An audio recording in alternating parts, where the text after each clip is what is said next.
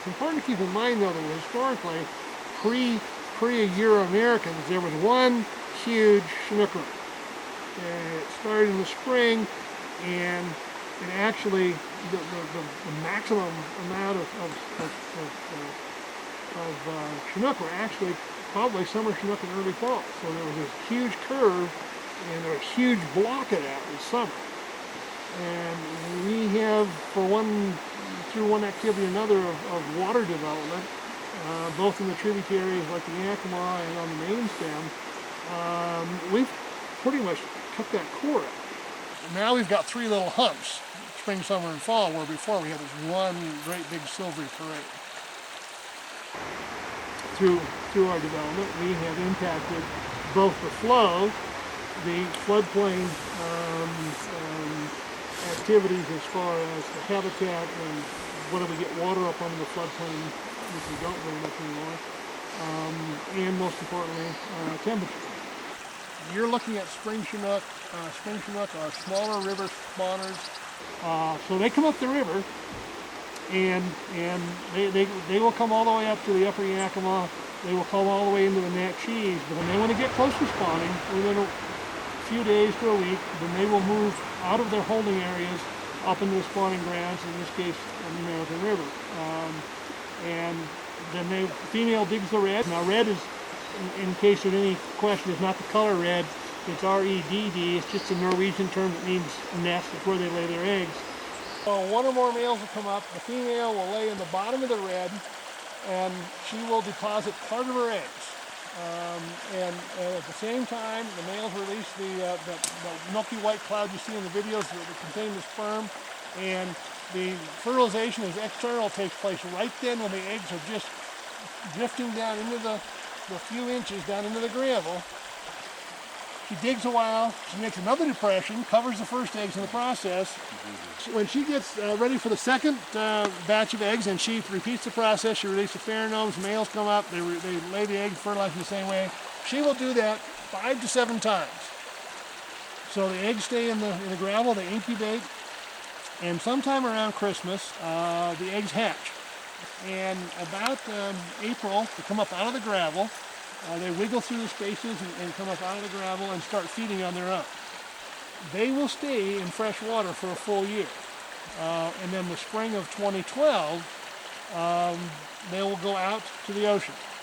The salmon catch the bus. Well, what's the bus? The bus is the high water that the interior Northwest historically experienced with the snowmelt. The spring freshet, as we call it, takes the fish out, and they catch that, and they literally ride that out to the ocean. They don't swim; they actually keep oriented upstream, and they just get carried backwards. Where are you going to do natural production in the Columbia Basin in any significant amount? We're standing it. We're standing it. We still have a lot of habitat left in good condition.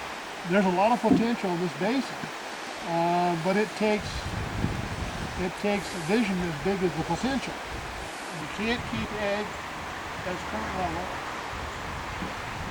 protect them from really bad droughts, and have significant salmon restoration all at the same time with water just from the aquaculture.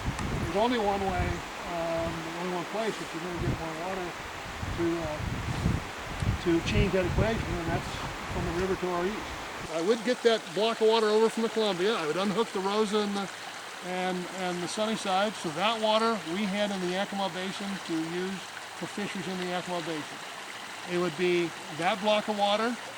It would be passage at the storage dams, which they're already working on, and it would be purchasing and protecting and restoring floodplain riparian habitat as much as we could get our hands on.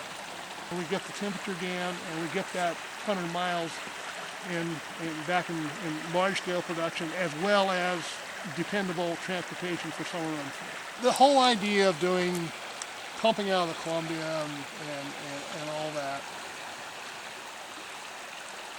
it seems to me that maybe we need to talk a little more to the outside world that when we have water problems on small tributaries in the Yakima Basin, like the Tanum, like Weenass, like the Nash what do?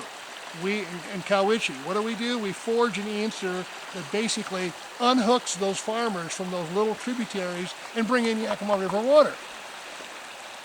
So we're going from a small, limited supply that is not enough for both agriculture and fish, and we're going to a larger supply.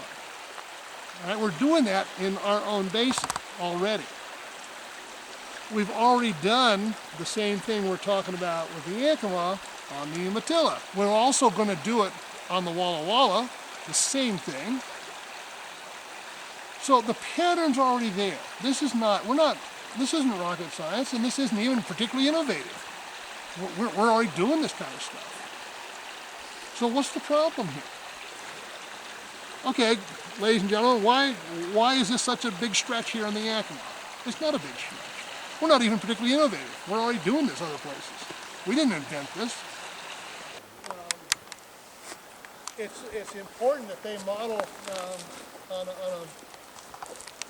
for a scenario of a 3-year drought cycle, because we've had those. That's not theory. We have it.